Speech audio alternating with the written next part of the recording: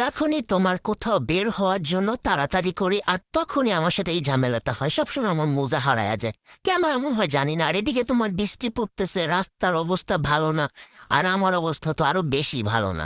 তোমার আমি কিছুদিন ধরে অনেক বেশি অসুস্থ, যার কারণে তোমার আমি বেশ একটা হাঁটাচলা করতে পারি না। আর এদিকে আবার আমার বোন এই ছাতা নিচ্ছে। তারপরে আমি বিরক্ত হয়ে ছাতা থেকেই বের হয়ে গেছি। আর এদিকে আমার এই দুইটা শিঙের মতো হয়ে গেছে, এই জিনিসটা যে আমার কাছে আরো বিরক্ত লাগছে। কিন্তু কি করার, এভাবেই যেতে হবে। তো আমার বোনকে ছাতা ধরাই দিছি, ও ছাতা দিয়ে হাঁটতেছে। আর এলাকা ভাই, আমাদের এলাকায় গাড়ি সহজে পাওয়া যায় না। আর তারপরে পাইলে তো তোমার জ্যামে মনে হয় কি 30-40 মিনিট নষ্ট হয়। আর আজকে যাওয়ার সময় তোমার জ্যাম পড়ছে, আসার সময় জ্যাম পড়ছে। তো এখান থেকে আমরা চাষারা গেছিলাম, টুকটাক কিছু কিনছিলাম, তারপরে আসছিলাম 99 দোকানে। তো এখান থেকেও টুকটাক কিছু কিনতেছিলাম। আর এখানে কিছু কিছু জিনিস আমারও ভালো লাগছে, কিন্তু আমার পকেটে টাকা নেই, যার কারণে আমি কিছু কিনতে পাইনি। আমার ফ্রেন্ডের টাকা ছিল, যার কারণে ও কিনতে পারছে। ও টুকটাক কিছু কিনছে আর কি, ওর কাছে অত বেশি একটা টাকা ছিল না। এই লাইটটাও কিনছে, আমার কাছে এটা ভালো লাগছিল বেশ।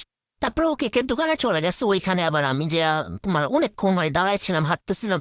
আমার এত পেইন হইতেছিল, আমার কোমর পিঠ। তারপরে আমি কিছুক্ষণ বসেছিলাম। তারপরে আবার টুকটাক কিছু কেনাকাটা করে বাসায় আসবো, তখন আবার তোমার 1 ঘন্টা নষ্ট। মানে এত বেশি বিরক্ত লাগছে। আর এদিকে আমার ফ্রেন্ড আমাদের জন্য তোমার কেক নিয়ে আসছিল, আর এটা পেয়ে তো আমার বোন একদম অনেক খুশি। সে আজকে সারা রাস্তায় মানে কেকের জন্য এত এক্সাইটেড ছিল। আর বাসায় আসার সাথে সাথে সে আগে কেক খাবে, এটা ফ্রিজে রাখতেও দেয় না। এদিকে ও কেকটাকে মিস হলো আর দুইবারই তোমার নাড়াইছিল, যার কারণে কেকটা একটু বেঁকা হয়ে নষ্ট হয়ে গেছে।